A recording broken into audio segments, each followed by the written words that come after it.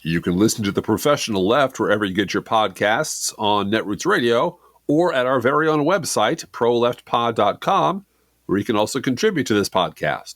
There is, of course, a PayPal button at our website, or you can mail us a letter and or contribution at P.O. Box 9133, Springfield, Illinois, 62791. This is the podcast for the week of August 1st, 2025. It's not safe for work. Recorded live from the Cornfield Resistance, where the Jewish space lasers finally kicked in, and the feels-like temperature around here dropped 35 degrees in 8 hours. Oh my God, it feels wonderful. It's The Professional Left with Drip Glass and Blue Gal.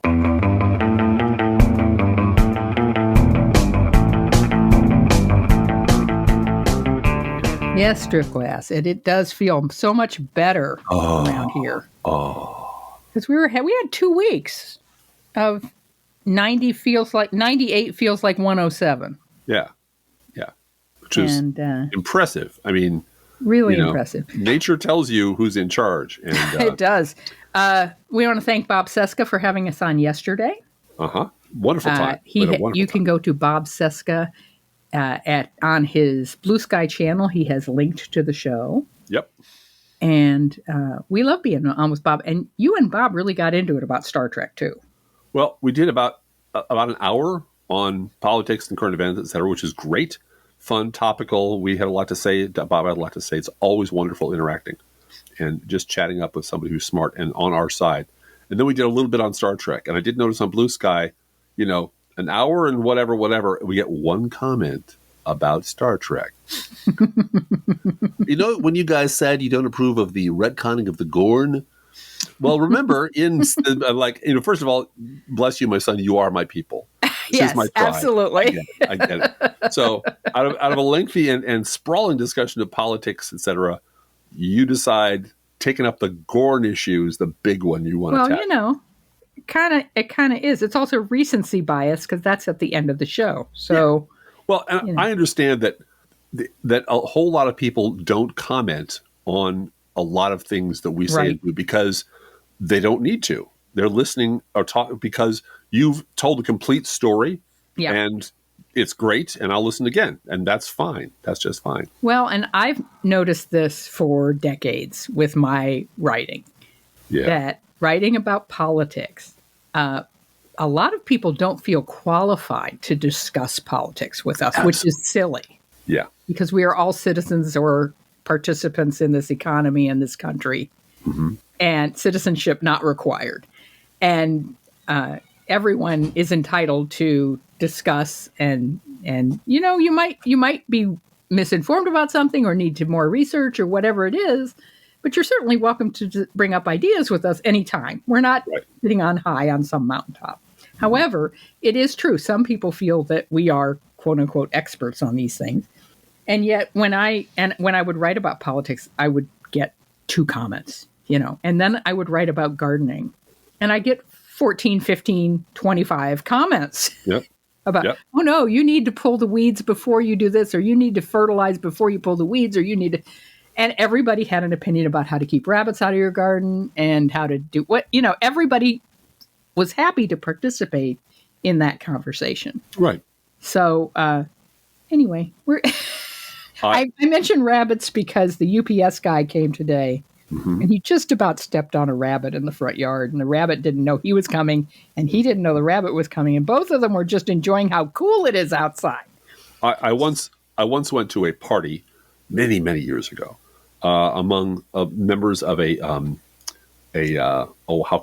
Renaissance fair group that I was a part of. Yes.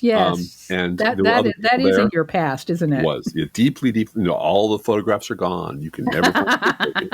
I had hair back then too. I had long hair. I had ponytail down to my ass back then. But I was at a party, and there were a bunch of people talking, and it was some sort of mixed group, them and somebody else, talking about really obscure comic books. Oh. Like, comparing notes about it. There was one called, I think, Steeplejack. And, and they all knew, or most of them knew who that was or what that was, and so on and so forth. And I listened. I had nothing to contribute. I was listening to the experts talking about a subject they knew very well. I leaned over to a friend of mine and said, This is how it sounds when I talk about science fiction, isn't it? Yup. Yep. So there's no reason for me to even try to contribute. I enjoyed the conversation, but I'm not an expert, so I'm an audience, and that's just fine. Did you ever read the comic book Beautiful Stories for Ugly Children? Never. I wasn't a comic book guy. Yeah, I just wasn't. I was a science fiction guy. guy. The comic books I read were like the ones sitting at the barber shop Yeah. that my dad took us to, once a week down in wherever it was, Peoria or Rock Island, whatever, for haircuts, where they put the board up on the chair and you sit up on the board. And while you're waiting, I'm over there reading Thor comic books and Iron Man comic books. And then Saturday morning cartoons had Spider-Man and Thor and those people. And that was my exposure. I got into science fiction really early. But comic books, I never thought they were beneath me. No. They just weren't. They didn't speak to me the way like fantasy. Fantasy doesn't really speak to me. It's really good writing. When it's good, it's really good. Yep. It could be a page turner. The Game of Thrones. My late friend Phyllis Eisenstein wrote wonderful, wonderful fantasy, but it just never sang to me the way that science fiction did. Phyllis Eisenstein, who without whom Game of Thrones would not have dragons. That's true. 100%. Yeah. Well, hey, dedication. Anyway, let's get into the podcast now. We've warmed ourselves up a little bit. Yeah. Today we're going to talk about something we all say we want. Yeah. We want there to be fair rules that are fairly applied, and we want there to be consequences for breaking those rules, even when those rules are not necessarily laws, but are, democratic norms. That's right. That have been observed by almost everyone for the last 200 years until this timeline, which both of us hate, and we know you hate too. Today we're going to talk about justice, specifically about rules and consequences or lack thereof. Rules and consequences. Seems like everyone is suffering from the consequences of their actions. So, by way of an introduction, let's break down some of the various flavors of justice. Most of you are probably already familiar with the difference between retributive justice and restorative justice. Retributive justice emphasizes retribution, punishment for wrongdoing, an eye for an eye, while the goal of restorative justice is to repair the harm caused by crime and rebuild relationships between victims, offenders, and the community. For example, the Greek government pressing the British government to return the Elgin marbles to Greece. Right. Should I tell my joke about the pyramids here? Sure, go ahead. Why are the pyramids in Egypt? Answer, why are the pyramids in Egypt, Driftglass? Because they won't fit in the British Museum. Ba-dum-bum. Ba-bum-bum. But there's also distributive justice, which focuses on the fair allocation of resources and burdens within a society. Yep. And there is procedural justice, which is about the fairness of the processes of making decisions and setting policies. Theoretically, this is how elections are supposed to work.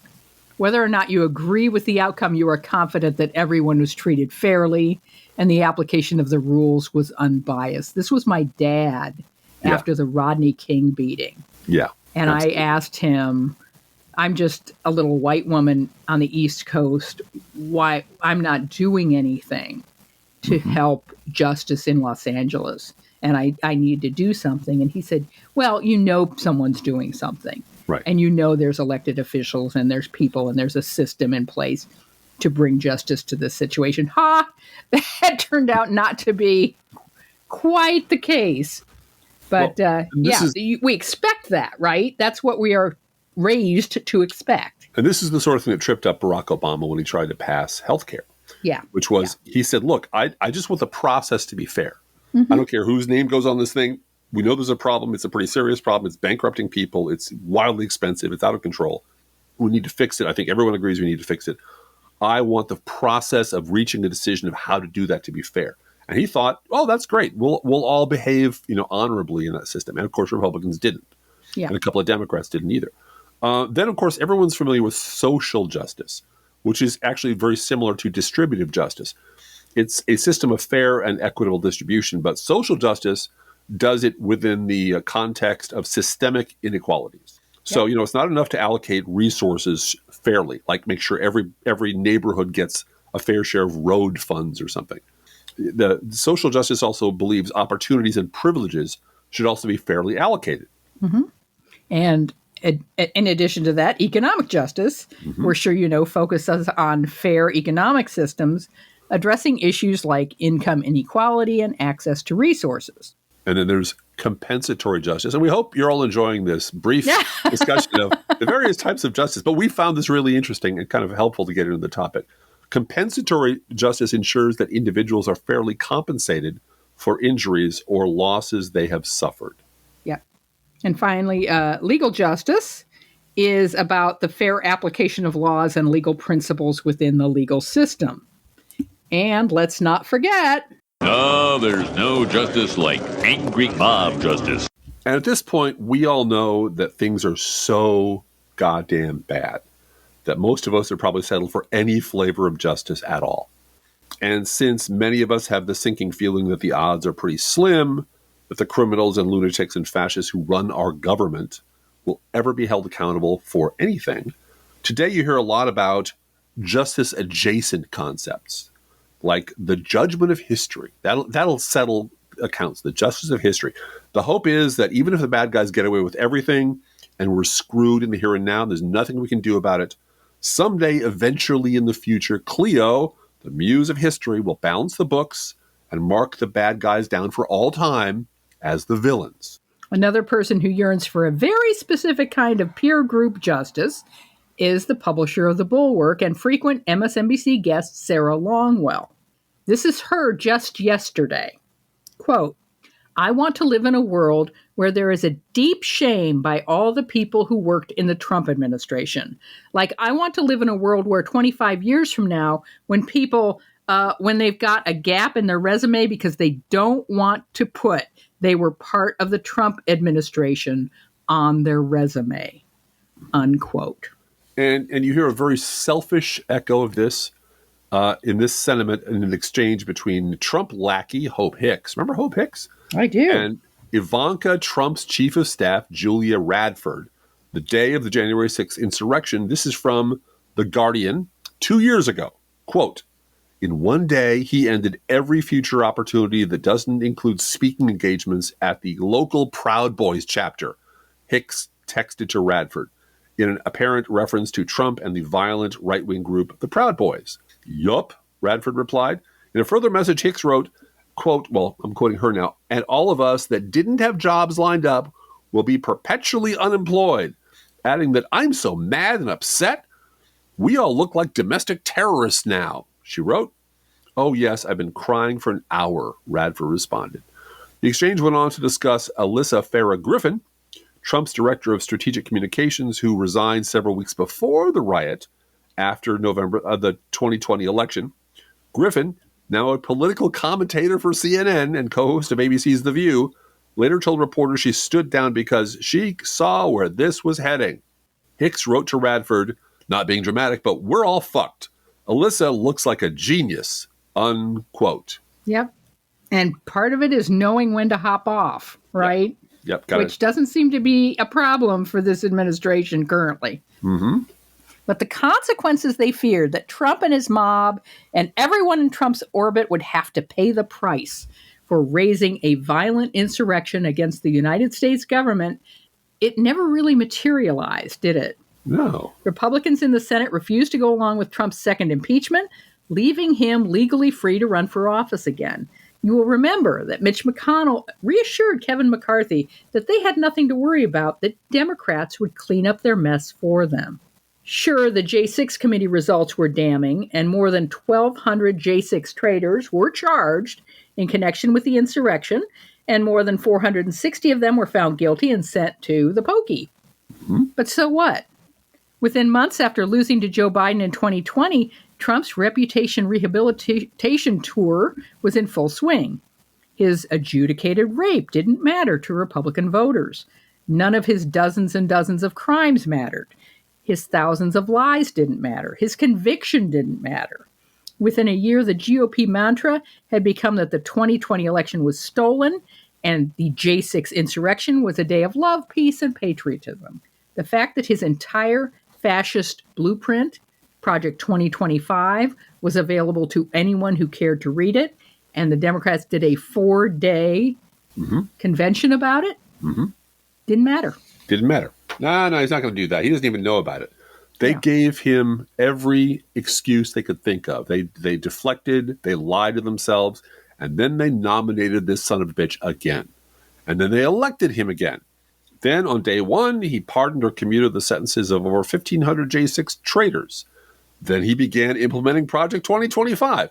And of course, you all know the rest. We all know the rest. This is what we do every day now, tracking the collapse of the American government and the American reputation abroad. So how is this possible? This is a question that doesn't get addressed often elsewhere. How did the entire Republican Party manage to just duck out on paying the tab for January 6th and all the rest? How do they turn a traumatic event on our democracy by domestic terrorists into a cause for celebration? How is it that Republican voters were only too happy to go right back to the polls and vote for this monster a third fucking time?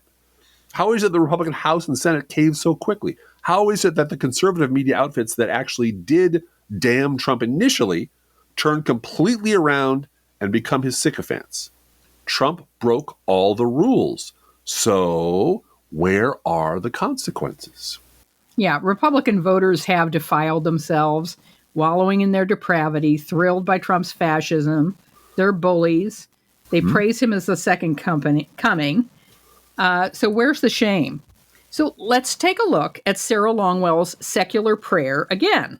Quote, I want to live in a world where there is deep shame by all the people who worked in the Trump administration. Like I want to live in a world where 25 years from now, when they've got a gap in their resume because they don't want to put that they were part of the Trump administration on their resume, unquote. It's a noble sentiment. Wouldn't it be great if we lived in a world where people who uncritically served and cheered on a corrupt and criminally incompetent administration that left disaster after disaster in its wake would end up feeling really, really bad about it? So deeply ashamed that it would affect their employability. Now we're going to do a little thought experiment to understand why this is not the world we are living in. Instead of looking forward 25 years to some utopian future where feeling shame about serving and cheering on a corrupt and criminally incompetent administration had, consequences, let's instead look back 25 years and see how this noble sentiment played out in the real world during what our Trump, never Trump friends keep insisting were the good old days of rectitude and personal responsibility. So let's do the math. Take the year 2025, subtract 25, and that gives us, hey, that's the year 2000. Do you remember the year 2000, Blue Gal? I sure do, Driftglass. I sure do, too. That was the year a Republican mob stormed the vote counting offices in Miami-Dade County in Florida. It was called the Brooks Brothers Riot. It was organized by Roger Stone. And here's an extremely timely piece of reporting about it from CNN, October 3rd, 2024. Quote, why the Brooks Brothers Riot of 2000 inspired Trump's campaign operative in 2020. Make them riot. A Donald Trump campaign operative said the day after Election Day in 2020, when Trump supporters were converging on the massive vote counting center in Detroit as votes were being counted. Do it, the operative added. The request for a riot was similar to efforts in other swing states by Trump's campaign in 2020, according to newly unsealed allegations filed by special counsel Jack Smith in federal court in Washington, D.C. It also echoes through the last 25 years of American politics. Since the Trump operative identified only as person 5, and again, we think this is Roger Stone. I think most people think this is Roger Stone. Had been warned there could be unrest reminiscent of the infamous Brooks Brothers riot that helped stop a recount in Miami-Dade County weeks after Election Day in 2000, unquote. Yep. Yeah, 2000, you'll all remember, was also the year that 5 Republican-appointed Supreme Court justices anointed George W. Bush president of these here United States in defiance of the will of the voters. And once that was done, There was no way for any kind of restorative justice to undo what the Supreme Court had done. And after that came Bush's catastrophic failure on 9/11, then lying us into the wrong war, then fucking that war up so badly that it turned out to be the worst foreign policy debacle in modern history. But upside, it did in fact enrich many of Dick Cheney's cronies and former business partners. So, they got that going for them. Bush also pissed away the Clinton surplus and saddled us with even bigger deficits than Reagan and Bush 1 combined. Then came Hurricane Katrina, then Terry Schiavo, then the failed attempt to privatize Social Security, then the Attorney General scandal, and then the collapse of the world economy. And so many more, Blue Gal, so many more. So, let's rejigger Sarah Longwell's words just a little bit, shall we? Mm-hmm. I want to live in a world where there is deep shame by all the people who worked in the George W. Bush administration. I want to live in a world where 25 years later, when people have a gap in their resume because they don't want to put down they were part of the W administration on their resume. Yeah, wouldn't that be interesting? Sure. You will remember that having been in office barely a minute, and in response to a reporter's question about the arrest of his friend, Harvard professor Henry Louis Gates Jr. in 2009 for disorderly conduct outside of his own house, actually on his front porch. Mm-hmm. Barack Obama made this offhand but truthful remark, quote, "I don't know, not having been there and not seeing all the facts, what role race played in that. But I think it's fair to say that the Cambridge police acted stupidly in arresting somebody when there was already proof that they were in their own home," unquote. Mm-hmm. You would have thought that he had publicly wiped his ass with the Bill of Rights. Mm-hmm. Massive right-wing media blowback. Massive outcry. Hence the so-called beer summit. Yeah. To fix this hurt fifis on the part of apparently a white cop. Mm-hmm. Who and by the way, had clearly fucked up. This pattern kept repeating itself the entire Obama administration. You all know this, which is Yep. a slight screw-up, a misstatement, a glitch on a web page, or nothing. Mm-hmm. Massive hysterical freak-out over Barack Obama is a tyrant and the worst president ever, and fascism is coming to our country. Yep. But when it came to the actual war crimes committed by the Bush administration, the legacy media and conservative media and Republican politicians all locked arms and decided on a strategy of purposeful ignorance, Blue Gal. Mm-hmm. Just ignore the whole fucking thing and pretend it never happened. Well, and the war made the money. Oh, yeah. Just like attacking Obama made the money, war made the money. Yeah, war made them money. And talking about what went wrong made them look stupid and made liberals look like they knew what they were talking about, which cannot be permitted anywhere in the legacy media. This is from Eric Alterman in The Nation, May 6, 2009. I'm sure some of you will remember this incident. Even after the disgraceful performance of so many armchair warriors during the run-up to the Iraq invasion, who would have dared predict the willingness, nay, eagerness, of respected journalists and pundits to argue in favor of purposeful ignorance? Sadly, many of them have shown less interest in potential war crimes committed by the Bush administration than little Misha Lerner, the Jewish primary day school fourth grader who quizzed Condoleezza Rice about her inability to explain the legality of these policies to a group of Stanford students. While many have made the case to varying degrees, Peggy Noonan, goddamn Peggy Noonan, made it most explicitly. Some things in life need to be mysterious.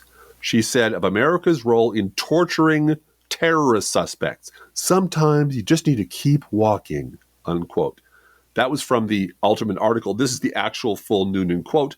Quote, some things in life need to be mysterious. Sometimes you just keep walking. It's hard for me to look at a great nation issuing these documents and sending them out into the world and thinking, oh, much good will come of that, unquote. Fuck you, Peggy Noonan. The United States has never signed the treaty that allows American presidents to be tried at The Hague. Oh, by the way, this was not whispered into someone's ear. This was on the...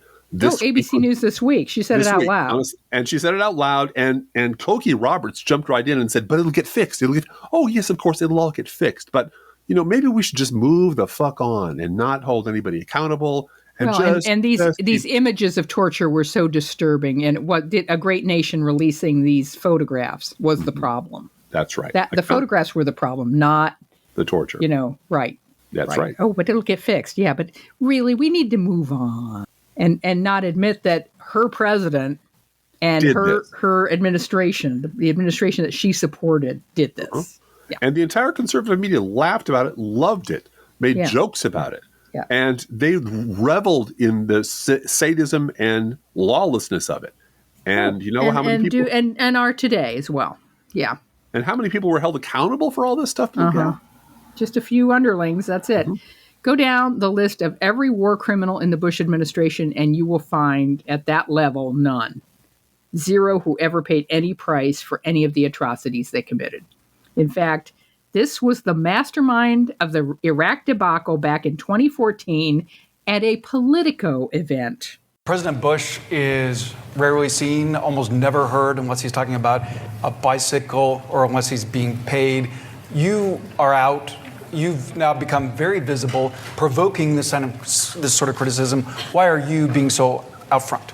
Well, I think Liz has touched on it, Mike. First of all, the president made a decision that he wasn't going to criticize his successor. That's his call. It's a precedent that was set by his father. I'm not bound by those strictures. And some people don't like that, but I feel very strongly about what's going on over there now, just as I did when we made the decision to go into Iraq in 2003. I believed in it then, and I look back on it now, it was absolutely the right thing to do. Go down the list of the most prominent Bush administration cheerleaders and torture enthusiasts.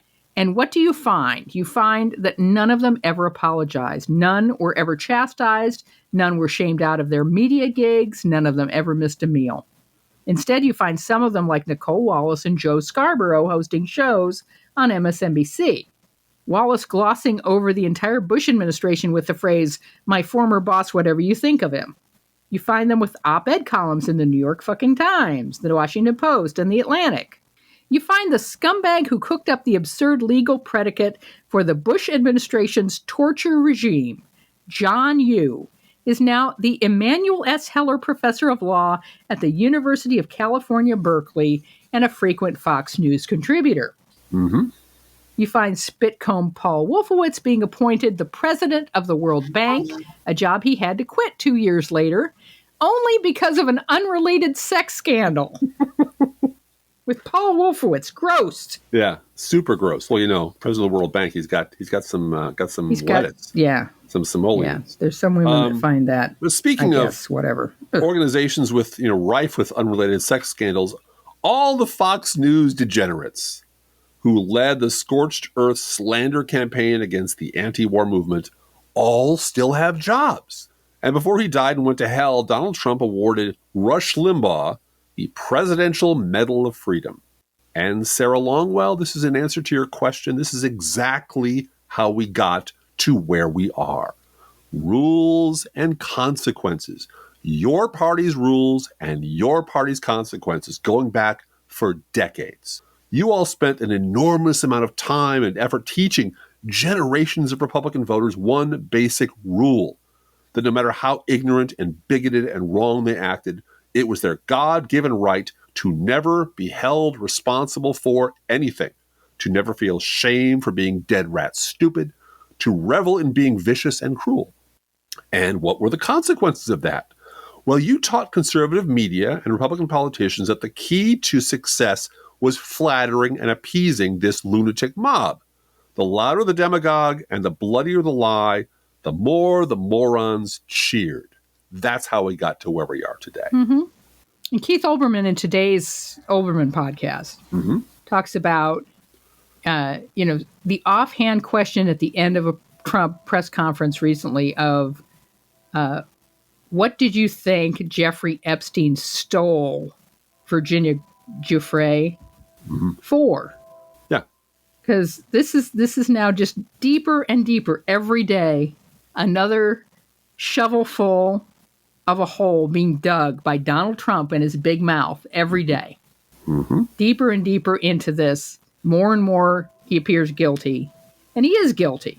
And it's clear that he's trying to engage in a cover-up, and his big mouth is just getting him in trouble more and more. And Keith Olbermann asked the question, why haven't anyone in the Trump White House resigned yet. Good question. Just because, like other Republicans right at the end of the 2020 election did jump ship before January 6th. And then January 7th, a lot of people, including Mitch McConnell's wife, resigned. Yeah. Too late. Well, you remember that Dick Cheney's daughter went from calling us baby-killing monsters in the face of evil to let's hold hearings about this J6 thing overnight. She was perfectly okay with everything that happened up to that point, and then suddenly that was the line she couldn't cross. Yep. Well, and so why haven't people resigned yet? Yeah, because there's question. clearly this huge child sex ring scandal that Donald Trump is in some way connected to. I want to know whether there are any 17-year-olds working at the Mar-a-Lago spa today.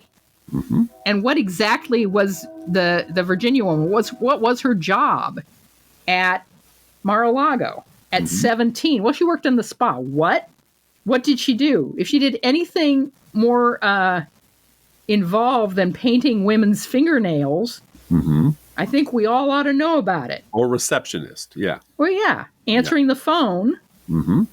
We all ought to know about it. And she was certainly in a public enough position that Jeffrey Epstein got to meet her.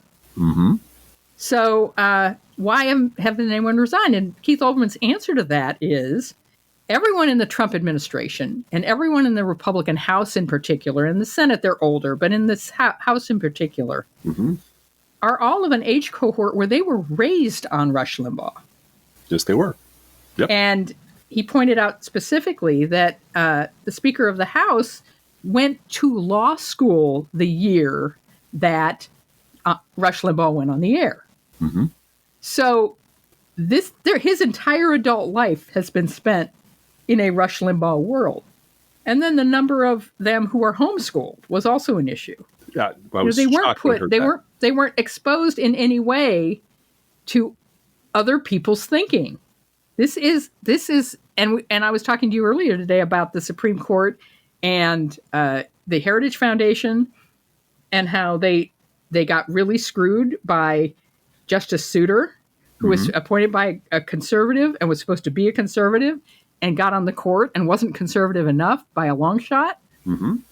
And so they decided at that point, we can't trust that someone who we think is a conservative. We have to raise them out of law school and prep them to become loyal conservative judges so that when we put them on the court, we are absolutely sure they'll vote like Scalia. And they got in a little bit of trouble with, I don't think Trump will ever appoint another woman to the court. No matter what her conservative credentials, because Amy Coney Barrett has made friends with the other women on the court. And she's not going to vote with them every time, but she's listening. And they have conversations. And those conversations have definitely tempered some of the decisions that she's been a part of. Yeah. And they don't like that. The hard right wing sees her as a traitor. So, we forget. I mean, this is why they'll always be there. Yeah, exactly. And I don't quite know how we combat that. No, they were raised this way. They were raised this way from the cradle. This is the Republican strategy going way back, which is you get them at law school.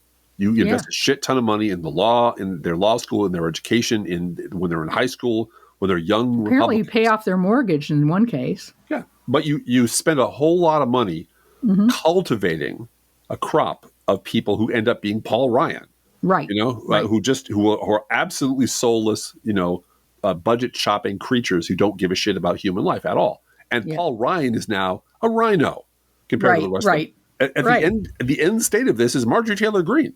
Yeah. These people have no, as you pointed out, the people in the Senate are older. Yeah. Joe Biden is much older. Yeah. But Joe Biden has institutional memory of when it used to be different, radically different. And this is why when Rush Limbaugh came on the scene and the right-wing hate radio came on the scene, so many of us were jumping up and down screaming, do you not understand where this will take you? You're raising an entire crop of people who cannot believe anything other than Democrats are traitors and enemies and monsters that must be destroyed at any cost, and don't listen to anyone who tells you any different. And they have no institutional memory of being intelligent or compassionate or deeply read or understanding how government works at all. No. And this is the result. And this cashes out with an entire generation of Mark Wayne Mullins. Yep. People, or like John Kennedy, who can at least fake it. People who went to Ivy League institutions, but understand you got to speak the language of bigots and imbeciles to get them to love you. So he comes on like, Foghorn Leghorn. Yep. And telling folks his stories about liberals and pornography and people with dildos.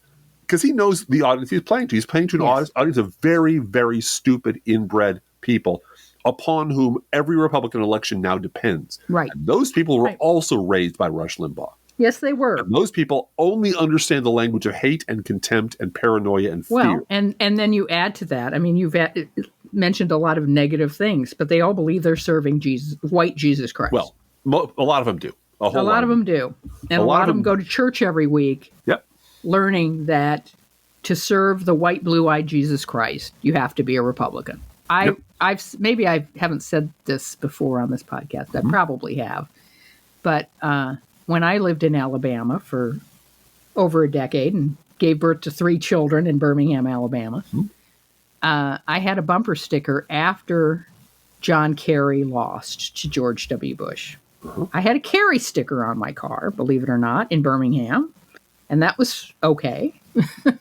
And then I had a bumper sticker that I got from Sojourners. I took off the Kerry sticker after the election. I put on a bumper sticker that said, God is not a Republican or a Democrat. And I got more cold, hard stares pumping gas at the gas station. More hateful stares from people at the gas station over that bumper sticker than I ever got over Kerry for president. Because Kerry for president is, bless her heart, she's a Democrat, bless her heart, which means fuck you in Alabamian. Right. That's Southern for fuck you. But, bless her heart, or I don't have to pay any attention to her because Alabama's going to go for Bush. Right. But God is not a Republican is not something you're allowed to say. I forget where I heard this yesterday or the day before. I listened to a cross-section of podcasts. I think it might have been the Find Out podcast, who are doing fine work. They're interesting bunch of guys. But the survey among conservative Christians going, can a Democrat be a Christian? No. Yep. No. They can't. No. Democrats believing in Democrat ideals and Christianity are incompatible. Yeah. You cannot be a Democrat and a good Christian. And they really fucking believe it. We have political parties in Europe called the Christian Democrats. Yeah. And that is a totally different ball of wax and a different environment and a different, I don't want to get into all the definitions of what European political parties are, but we could never rename our party that because we are too diverse a party. Well, there was this call for, liberal Christians should, speak up more. We do. Yeah, We're there. There simply is no megaphone equivalent at all by an order of magnitude or two than what the right has. Evangelical churches. No, honestly, just to evangelical churches, yes. And the right has been at this for, since the 80s. Right. Since the moral majority. They have been at this, defining Christianity as Jerry Falwell and Pat Robertson. And also invading high schools. Yeah. And having I was in high school at the time in the early 80s when revivalist movement swept through town in Western Pennsylvania. And everybody joined this, low intellect, Bible-based, white, blue-eyed Jesus, Republican religion. And I had a friend in high school who wanted to convert me to his church and genuinely was near tears that if he didn't convert me to his church, I would not be saved. It's a real shame. Yeah. You and I guess, burn in hell together, I guess, Gal. I have a feeling I'm these days. I quote the listener that we had lunch with at one point who said, I can't believe how violent I'm getting in my thinking. Yeah. Yeah. The number of times I think okay, he's going to burn in hell. He's going to burn in hell, so-and-so. And that tragic story I read you today from the Daily Beast, the guy who called Jim Jordan's office and left a voicemail and told Jim Jordan, if you take away my Medicaid, I'm going to cut your head off. I'm going to make sure you don't live another day. And he's now being charged with crimes and faces 5 years in jail. Please don't leave voicemails for your Congress people about killing them. Unless you're a January 6th traitor, in which case you'll be pardoned. You'll be pardoned for that. Not actually contemplating crimes or threatening crimes, but actually committing the crime. Stalking the House of Representatives for the Speaker of the House's head. Mm-hmm. Yes. Well, then you get a pardon by the so-called President of the United States. Yes. When you define yourself in opposition to some other group. Yeah. Inevitably, that group is going to be redefined until we become the devil. Yeah. So Democrats, I think, would be fair to say, we define ourselves in opposition to poverty, pollution, war, generally speaking, and so on and so forth. We oppose the things that make life unhappy and miserable and unfair. Mm-hmm. The logo, the slogan for, as I recall, WIND in Chicago, there were billboards all over the city. I think there were 2 or 3 of them. I could see one of them from the train when I took it. And this is the conservative station. This is the Mark Levin station, the Savage Wiener station. This was Chicago's own syndicated conservative station. And do you know what their slogan was? You told me this once. Yeah. Liberals hate us. Yeah, yeah. That's it. As long as liberals hate us, we must be doing something right. As long as we're making liberals sad and mad and making them cry, you can trust us.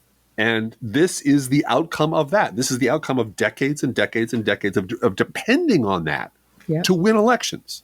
Yeah. And so, like I said, when Sarah Longwell says, in 25 years, wouldn't it be great if you had your shot?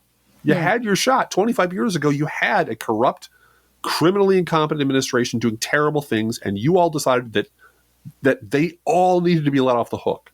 Mm-hmm. No consequences for anyone. In fact, everybody got to keep their job or got a fucking promotion. Yep. And where do you think this generation of people learned that? They learned it from that, from what you allowed them to do when they should have been punished brutally for all the shit they talked and all the things they did. Mm-hmm. So anyway, on to the news roundup. Before we do the news roundup, I want to apologize for all the background noise you're hearing of motorcycles and trains and all that. But it is the first day in 15 days that we've had weather feels like 107. I'm not making that up. So the windows and doors are open in this room. So deal with it, people. Well, I appreciate all of your comments about sound quality on this podcast. I have made some mistakes lately, some echoes and so forth. We're working on it.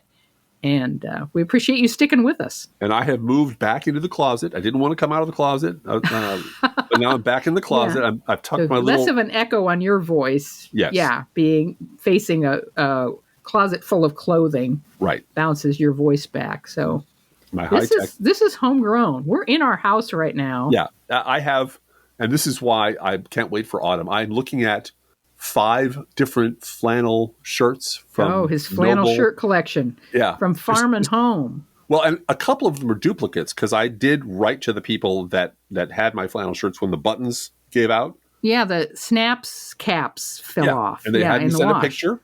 And they were very nice. They said they had sent a picture of what it is, and we'll see what we can do. And they said, we don't make buttons like that anymore. We're just going to send you replacement shirts. Like, isn't that nice? It was very nice. Yeah.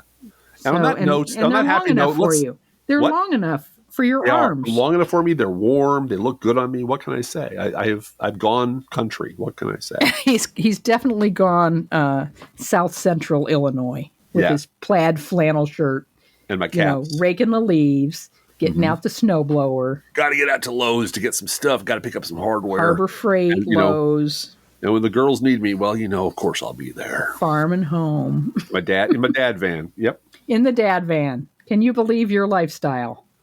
I can, and loving it. Mm-hmm. All right, let's do a news roundup.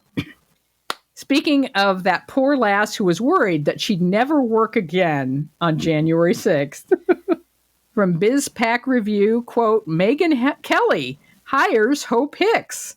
There's a lot happening, and I needed help Megyn Kelly said on her show yesterday.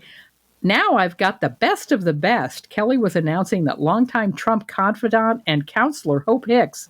She doesn't mention that Hope Hicks testified against Trump in the bribery and false business documentation trial last summer. Yeah. I mean, the witch hunt that proved witch nothing. hunt. And Yeah, let's all right. move on now, shall we? The traitor Obama put together, yes. Longtime Trump confidant and counselor Hope Hicks is joining Kelly's media company, Devil May Care Media, as COO. She's going to help us grow this thing, Kelly said, unquote. Yeah. Hope Hicks has a rich dad and a name, and everybody knows her in conservative land. And she's got a Rolodex, a phone full of numbers. Well, and I'm sure he's going to be doing a little fundraising for Megyn. Yeah. That's the point. Investors. Yep. This is from Governor Josh Shapiro. Quote, we sued the Trump administration, and now the Department of Education has told us that every dollar of the $230 million unlawfully withheld from Pennsylvania schools will be returned to us. Critical funds that school districts rely on to meet their budgets, train teachers, provide after-school programs, and more. As governor, it's my job to stand up for Pennsylvanians, which I have learned recently are called Yinzers. And if anyone tries to hurt our students, they'll have to go through me, unquote. By the way, that last little bit, they'll have to go through me is one of our governor's that Pritzker mantra. Started that. Pritzker Absolutely. Started that. Yep. You come for my people, you got to go through me is 100% Pritzker originated. I will say Governor Josh could do a little better at simply supporting the Democratic primary winner in New York City or shut his mouth. Yeah, just be quiet. If Pennsylvanians are your people and they don't vote in New York City politics, just say I support Democrats and move on. We're all real tired of that nonsense. Zoran's going to be mayor. By the way, support your guy. A little free advice for Josh. Yeah. When you're asked about that thing, say, hey, what about those Epstein files? Yeah, Epstein files. Yeah, that's the right answer to every question. I'm not here to talk about New York City politics. I'm a Pennsylvania governor. But I am very concerned about sex trafficking within the presidency of the United States, and whether our president is guilty of having sex with underage children. It's a good answer, Josh. Very good answer. Good answer. From the Rachel Maddow show, quote, Joe Kent is a January 6th conspiracy theorist with ties to right-wing extremists who's been credibly accused of trying to politically manipulate intelligence. Senate Republicans, including so-called moderates, confirmed him to lead the National Counterterrorism Center anyway, unquote. This is from Forbes. Quote, Trump has spent about 1/3 of his presidency so far visiting his own properties, unquote. It's the corruption, stupid. Yeah. From Reuters, quote, Trump's Environmental Protection Agency will rescind the longstanding finding that greenhouse gas emissions endanger human health, as well as tailpipe emission standards for vehicles. I know a few Republicans I think should suck on a tailpipe. Don't you, Dirk Glass? Well, just to be clear, pillows don't endanger human life either, unless you put them over someone's head and hold them down. Yeah. Then they're very dangerous. All of this set off what the Environmental Protection Agency under Trump describes as the largest deregulatory action in U.S. history. Bet it is, unquote. This was kind of funny, though. CNBC loudmouth Joe Kernan then had this exchange with Trump's FDA commissioner, Martin McCreary. Kernan said, the EPA is moving to rescind this endangerment finding on carbon dioxide and greenhouse gases. Is that a danger to public health? And McCreary's answer was, to be honest, I don't know enough about that issue. And Kernan just said, you're in charge of our public health. Could you look into it for us? Because they're so incompetent. Spoiler, he's not going to look into it. He's not going to look into it. No. This is from the New York fucking Times. Quote, Senate Democrats invoked a rarely used law to try to force the Justice Department to release the full Jeffrey Epstein case files, citing the 1928 Rule of Five. Senate Minority Leader Chuck Schumer and all 7 Democrats on the House Homeland Security Committee sent a formal request to Attorney General Pam Bondi for, quote, all documents, files, evidence, or other materials, unquote, related to Epstein and his clients. Schumer said that Trump had broken his promise after previously vowing to release the files and accused Republicans of hiding behind the issue. If there's nothing to hide, why all the evasiveness, unquote, which is about as up on his hind legs with his fangs bared as Chuck Schumer will ever get. So, Yep. And Speaker Johnson, pulled all of his members and sent them home for the month of August. And when they come home back to work in September, the first thing they're going to have to do is vote on Epstein files. Way to go. Way to go. From our friends at WCPT Radio. Quote, author of the Texas abortion ban has been accused of paying for multiple abortions during an alleged 17-year affair. Not a drag queen. Nope. Drag queen, nope. Not a Democrat. This is from Raw Story. Quote, Trump official who said white men must be in charge gets a big promotion. According to a Friday report in Politico, Darren Beatty, who is currently the acting undersecretary for public diplomacy and public affairs in the U.S. State Department, has been named as the acting president of the U.S. Institute of Peace. Beatty was a speechwriter in Trump's first administration who was eventually fired after speaking at a white nationalist conference, unquote. As you said, no longer disqualifying. Yeah. From the New Republic, quote, MAGA official says everyone investigating him for porn should resign. I love this headline. I love this headline. His career, he has real ambition to be in the Senate and onward. Or a door-to-door Bible salesman. Well, Oklahoma State Superintendent Ryan Walters, the guy who wants the Trump Bible taught in Oklahoma classrooms, now wants the board members who say they caught him watching porn to resign in disgrace. That's one way to flip it. Last week, 2 school board members told the press they'd seen Walters displaying a pornographic video on a TV in his office during the closed-door portion of a Board of Education meeting, unquote. These 2 people corroborated each other's story. But he's going on the offensive, and this is a conspiracy with the governor and the... 2 words for you, darling. Yeah. Rules and consequences. Yeah, The rules are Republicans, conservatives can never be held accountable for the things they do. Yeah. Consequences, you get someone like Ryan Walters who gets caught, allegedly, watching porn in his office, the Bible distributor and all-around right-wing asshole, who thinks the proper course of action is that everyone else should resign. Everyone else is guilty of something and not me. Yeah. From USA Today this week, quote, former CEO of Christian nonprofit pleads guilty to possessing child pornography.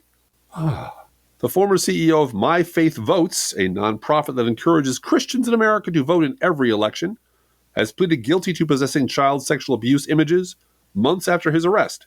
Jason Christopher Yates, 56, pleaded guilty to 2 of 8 felony counts of possession of child pornography, unquote. This My Faith Votes was very present in Alabama. What they would do is publish little tracts, little brochures that would be distributed at church to encourage you to go vote. They were the Sunday before Election Day. Yep. These things were handed out, and it was supposed to be, in compliance with the law that the pulpit does not tell you how to vote. So it would have candidate comparison charts.